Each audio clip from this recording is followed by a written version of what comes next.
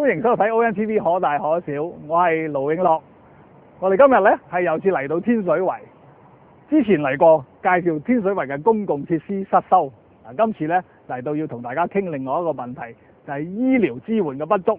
我哋一陣間呢會同地區人士傾傾，究竟對啲學習困難嘅小朋友有咩支援呢？同時呢，其他醫療嘅問題又會有啲咩嘅支援呢？同我一齊嘅呢係阿蘭，阿蘭呢嚟咗香港大概10年啦，結咗婚嚇，有個6歲幾嘅細路仔嚇，最近呢就離開咗丈夫嚇，同個仔一齊呢居住喺天水圍，咁啊帶住個6歲嘅小朋友嚇，2個人住喺天水圍。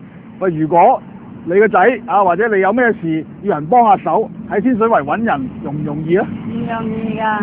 朋友又有，但係組織就少咯。係。就真係難揾啲咯，因為都唔係幾熟啊。其他嗰啲朋友都係家庭主婦啊，定係話都要出去返工啊，定係話咩情況啊？全部都係家庭主婦嚟㗎，全部都係師奶。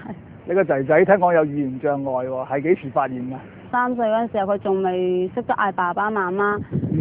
其他小朋友3歲都識得好多嘢啊，但係佢都阿爸阿媽都仲未識嗌，咁跟住我就不如帶佢去健康院啦，去問下咁樣。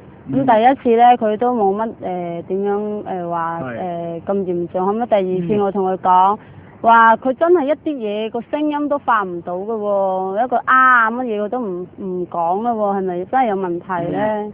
咁跟住佢就正視啦，佢又話同佢傾下啦，咁樣一句説話佢講唔到，咁樣跟住佢就話幫我哋寫信去屯門醫院嗰度俾佢做評估，睇下而家佢點。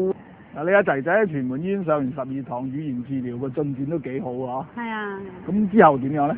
之後佢就話佢見咗個醫生，佢就話之後等到12月嚟啦，你喺呢段期間咧，你又同佢講多啲嘢啦。其實佢乜都冇話冇話嗌我去其他地方求助或者。即係要暫停啦，上完。係啊，暫停咗，你自己喺屋企同佢聯絡咁。咁我都唔知道自己去邊度揾方法去要求佢繼續幫我個仔治療。咁呢啲政府嘅嘢，佢話冇得嚟就冇得嚟㗎啦，都要照顧佢。政府話點就點啦。係咯，佢係咯，如果唔係我要求，我都冇得要求啦，我都唔知去邊度揾要求去再繼續去行咁咯。咁而家咪喺屋企同佢一齊玩啊，俾佢認識下咁樣咯。阿蘭係單親媽媽，帶咗一個有學習困難嘅小朋友，住喺天水圍嶺中門，處境係非常之困難。我哋仲有咩方法喺社區可以支援到佢呢？喺我身邊嘅係天北社團嘅召集人陳偉文。陳偉文啊，聽講咧天水圍裏邊咧有學習困難嘅兒童特別多喎。係啊。點會係咁嘅咧？咁其實咧就我哋發覺咧，咁有啲家庭結構嘅問題咧，咁都係有少少影響嘅。係。咁一方面咧，我哋講緊好多時就有啲心學統嘅朋友啦。咁佢好多時一出去做工作嘅時候咧，就依賴住一個鄉下嘅嫲嫲或者係公公啊，咁用鄉下話咁去湊個 BB。係。咁媽媽咧或者爸爸咧係用普通話啦，咁而其中一個嘅父母咧亦都係可能用廣東話，咁變咗有幾個唔同嘅結構性嘅情況底下咧，會影響到小朋友嘅言語進展啦。喺天水圍區內對呢啲小朋友究竟有啲咩嘅支援嘅咧？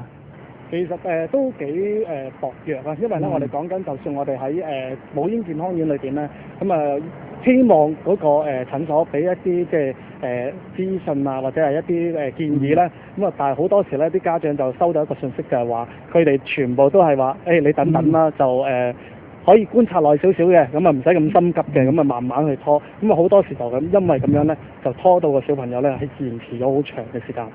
呢個區20幾萬人，淨係得一個健康院啊！健康院咧就7個醫生，當值每日咧就睇大概600幾個病人啦。咁呢區嘅居民對呢啲咁嘅公營醫療嘅支援有咩睇法咧？佢哋會認為咧就有幾個層次我可以睇到嘅，就係話咧老人家或者係一啲叫做講慣鄉下話嘅，完全唔識用個電話系統嘅。咁往往嚟到呢度咧就大家大吵大鬧啦。咁而一啲主婦啊或者係一啲我哋返工嘅朋友咧，咁好多時打電話亦都打唔通啊，甚至乎係滿晒位啊。今朝早嘅電話已經係 book 到聽日嘅時候咧，咁亦都大家會唔會等到拗到第2日先至去睇病咧？咁亦都係要考慮啦。咁至於小朋友嘅問題咧，我哋係唔會等嘅啲家長。咁啊好多時咧就寧願喺第二度慳翻啲錢去睇私家醫院啦，或者私家醫生咧，咁啊總好過咧咁樣排嗰個期。咁啊其實我哋都反映過咧，呢個電話系統裏邊咧係有一啲缺漏嘅。咁尤其是留咗位嘅朋友咧，可能有時疏忽咗冇嚟到，咁啊引致到咧好浪費資源嘅。政府就話會喺天水圍起一間公立醫院啦。依區嘅居民對呢個醫院有啲咩期望嘅咧？唔知道嘅實際情況咧，大家都會好有期望。但係當知道咗，就算依家博愛醫院咧，700幾張床位都未開放晒嘅時候咧，都會考慮一個問題，就係話究竟有冇咁多醫護人員，尤其是護士去提供呢個支援咧？咁大家都考慮緊。事實上咧，要喺天水圍要起一間醫院咧，就有好多未知之數嚇，唔係就係起一個結構咁簡單，就有醫護嘅支持啦、社區嘅網絡啦，好多都係未解決。咁所以咧，天水圍獲得更好嘅醫療支援咧，條路咧仍然非常漫長。天水圍表面上綠草如茵，環境優美，但係實際上係一個規劃嘅徹底嘅失敗。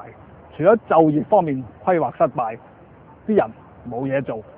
今日我哋睇到喺衛生同埋醫療上面嘅規劃咧，亦都係十分之差劣。一個20幾萬人嘅社區咧，即係得一個健康院。政府話會起一間醫院俾呢個區嘅居民，但係起一間醫院動不動都要5年7年，而且到呢個階段喺邊度起都唔知。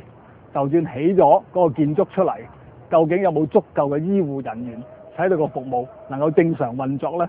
亦都係唔知道。嗱，好似喺同區嘅博愛醫院開咗啦，但係唔夠醫護服務呢，亦都唔得正常。嗱，所以喺個醫院起好之前呢，政府都要為呢個區嘅居民諗辦法。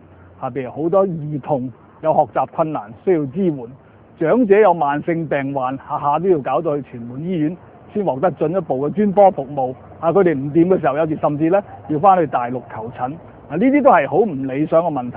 我哋盼望呢，政府睇咗我哋呢個專題報導之後呢，能夠係從速改善，使到天水圍嘅居民呢能夠獲得多一重支援，真正地呢係去減低佢哋嘅悲情。